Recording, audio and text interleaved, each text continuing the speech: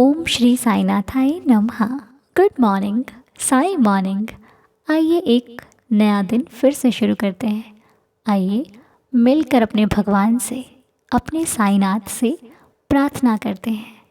आइए एक साथ बैठकर बाबा को देखकर, बाबा से मन ही मन अपनी बातों को कहकर अपने मन को हल्का कर लेते हैं।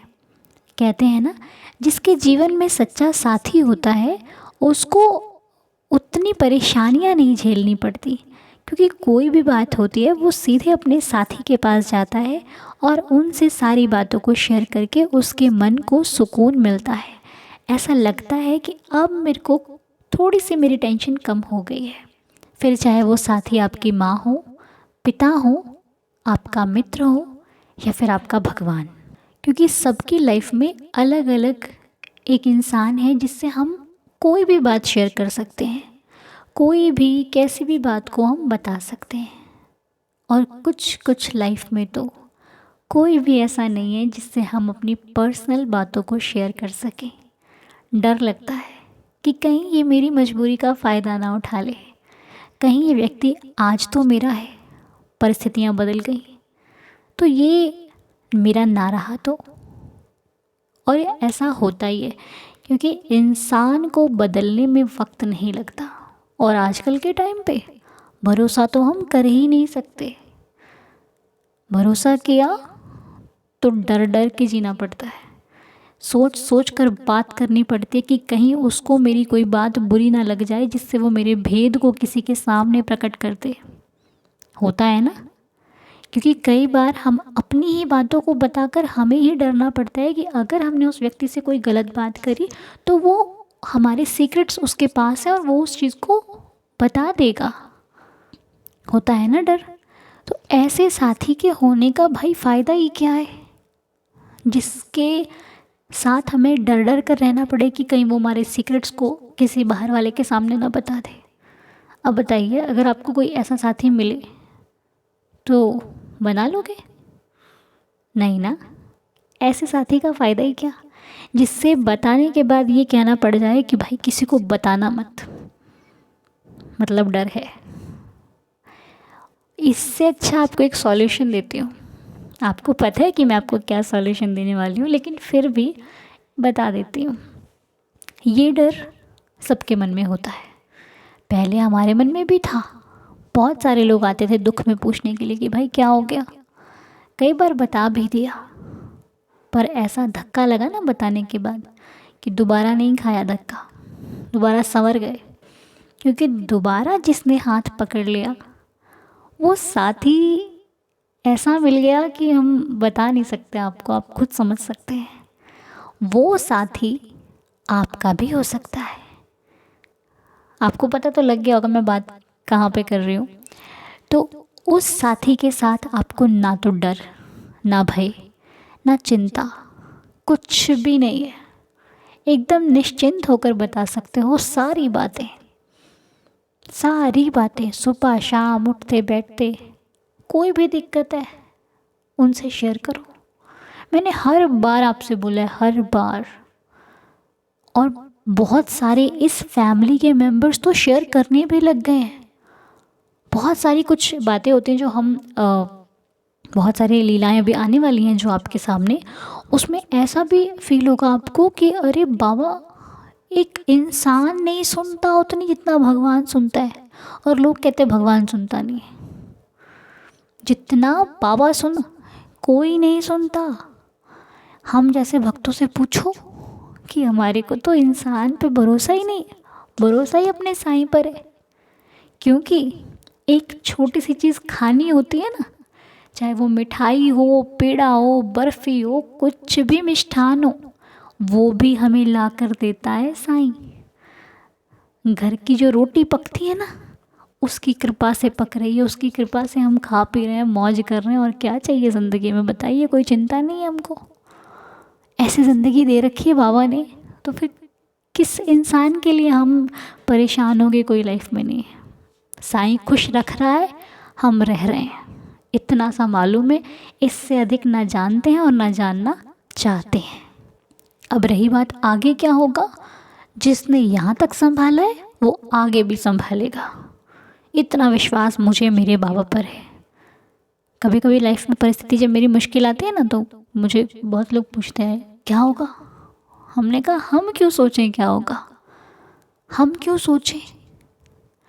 अच्छा, एक चीज़ पूछते हैं आपसे, मुझे ना कमेंट में बताना आप लोग, अगर आपके सामने एक समस्या खड़ी है, ठीक है, आपकी लाइफ की प्रॉब्लम है जो सामने, आप उसे ठीक कर सकते हो, यस और नो। अगर तो आपका जवाब है यस, आप ठीक कर सकते हो, तो मेरा जवाब उस जगह पे है फिर चिंता क्यों करते हो, फिर ठीक करने में लग जाओ ना। अगर आपका जवाब है नो, हम ठीक नहीं कर सकते, फिर भी मेरा जवाब वही है कि चिंता क्यों करते हो, ठीक कर सकते हो तो कर लो, फिर चिंता मत करो। नहीं कर सकते हो तो मत करो, फिर भी चिंता मत करो। सॉल्यूशन एक ही है कि चिंता मत करो। अगर तो कर सकते हो तो जान लगा दो ठीक करने में, जो होगा देखा जाएगा। और अगर नहीं कर सकते हो तो छोड़ दो उस परमपिता परमात्मा पर, जो होगा देखा जाएगा। और वो आपको गिरने नहीं देगा, ये तो मैं कंफर्म कर सकती हूँ आपको। आप बहुत लंबे समय से सुन रहे हो ना मुझे, बहुत लंबे समय से ये परिवार आपने अपना लिया है। एक ही बात मिलेगी आपको मेरी कि बाबा बैठे हैं, चिंता छोड़ दो। हमने कभी किसी आडंबर को अपनाया नहीं ना, किसी उपाय को किया नहीं ना। तो जब सोचो तब से लेके अब तक ज़िंदगी संवार रहा है कौन, हमारा बाबा। तो आगे नहीं संभालेगा क्या, संभालेगा जी, बिल्कुल संभालेगा। चिंता नहीं करना, परेशान नहीं होना, क्योंकि परेशानी में नहीं देख सकते हम आपको। भले हम आपको नहीं देख पा रहे हैं, आपसे मिल नहीं पा रहे हैं, लेकिन फिर भी फीलिंग्स अटैच होती हैं। रोज़ मिलकर प्रेयर करते हैं ना हम लोग, तो यही बहुत बड़ी कृपा है साईनाथ की। तो चलिए अब कुछ बातें कहते हैं अपने साईं से, बहुत बहुत कुछ बताना है ना बाबा को। तो चलिए मेरे साथ साथ कहिएगा, या फिर जो भी आपके शब्द हों, फील कीजिए कि हम द्वारका माई में बैठे हैं। फील कीजिए, हो जाएगा, अभी आप अनुभव करोगे द्वारका माई में बैठे हो। सामने बाबा की धुनी चल रही है, इधर मेरे साईं जी विराजमान हैं, और मैं अपनी द्वारका माई की गोद में बैठी हुई हूँ, या फिर बैठे हैं हम, सभी बैठे हैं हम, और बाबा से कह रहे हैं कि देवा, हम आपसे प्रार्थना करते हैं कि ये जीवन, ये ज़िंदगी, ये दास अब आपका हो चुका है। हमारे जीवन में आगे क्या होगा हम नहीं जानते, आज क्या होगा ये भी हम नहीं जानते। हम तो सिर्फ इतना जानते हैं कि हमने अपना जीवन आपके सहारे कर दिया है। आपके सिवा बाबा मेरा दूसरा कोई सहारा नहीं है। मैं तो इतना जानती हूँ कि तुम हो, मुझे किसी और की ज़रूरत नहीं है। मेरी ज़िंदगी में वही करना जो आपको ठीक लगे, वही देना जो आपको ठीक लगे, उसे ही भेजना जिसमें आपकी खुशी हो। क्योंकि मुझे तो इतना ज्ञान नहीं है कि क्या सही है क्या गलत। मैंने अपनी पसंद को छोड़कर तेरी पसंद को अपना लिया है। अब तू जान और जाने तेरा काम कि मुझे किस हाल में रखना है, कैसे रखना है, क्या करना है। बाबा आप पर छोड़ रहे हैं हम।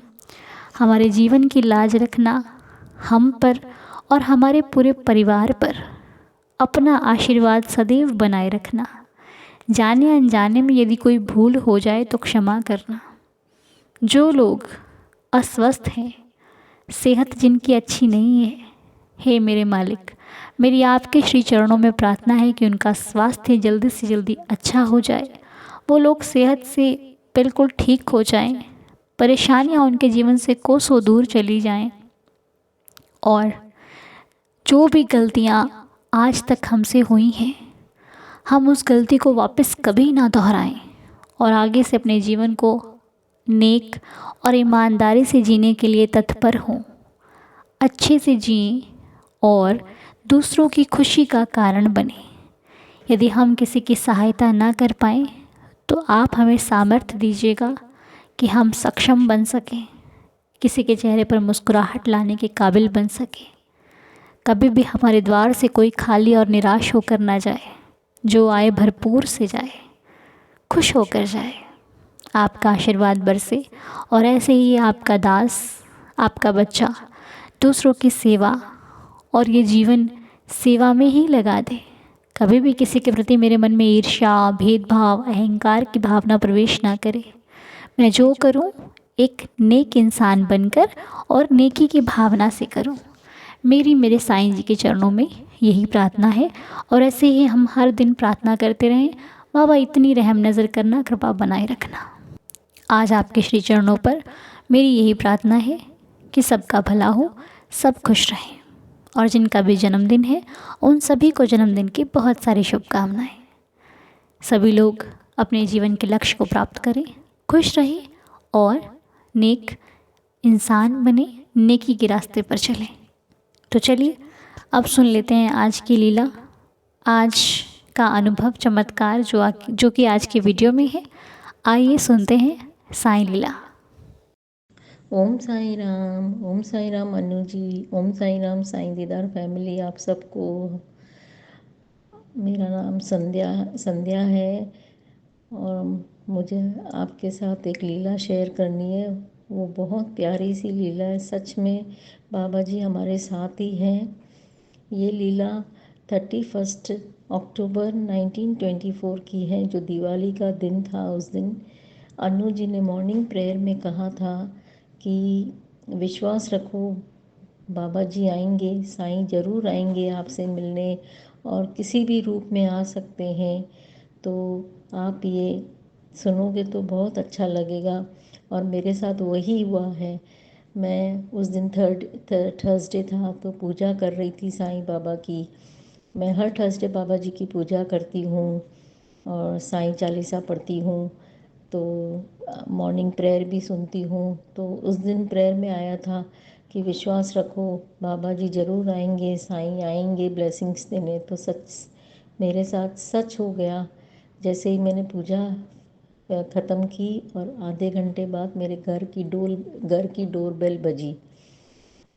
तो जैसे ही मैंने दरवाज़ा खोला तो वहाँ मेरी दीदी आई थी। तो वो दीदी ब्राह्मण थी, तो मतलब ऐसे आती नहीं, उन्होंने बोला था कि मैं आऊँगी, अचानक ही आ गई। जैसे मैंने डोर खोला तो मैं सरप्राइज़ हो गई उनको देख के। मैंने कहा दीदी आप? बोला हाँ, जैसे ही मन हो गया मैं तेरे से मिलने आ गई और हैप्पी दिवाली कहने आई हूँ। तो सच में उस टाइम मुझे ऐसे लगा कि बाबा ने आज कहा था ना मैं आऊँगा, किसी भी रूप में आऊँगा। तो देखो बाबा ही आ गए। देखो ये उन्हीं का रूप है जो मेरे को आके ब्लेसिंग्स दी है। बाबा जी थैंक यू। मैं इतने दिन से सोच रही थी आप लोग के साथ शेयर करूं, पर सच्ची बात करते करते भी ऐसे लग रहा है कि अभी भी साईं मेरे साथ है, मेरे साथ है। मेरी हर विशेस को वो पूरी करते हैं। मैं साईं बाबा के गुरुवार के व्रत भी रखती हूँ, जो मेरे हर व्रत बाबा ने व्रतों का सवाल का जवाब दिया, मेरे व्रत भी पूरे किए। मुझे बहुत बहुत विश्वास है मेरा बाबा पल पल मेरे साथ है।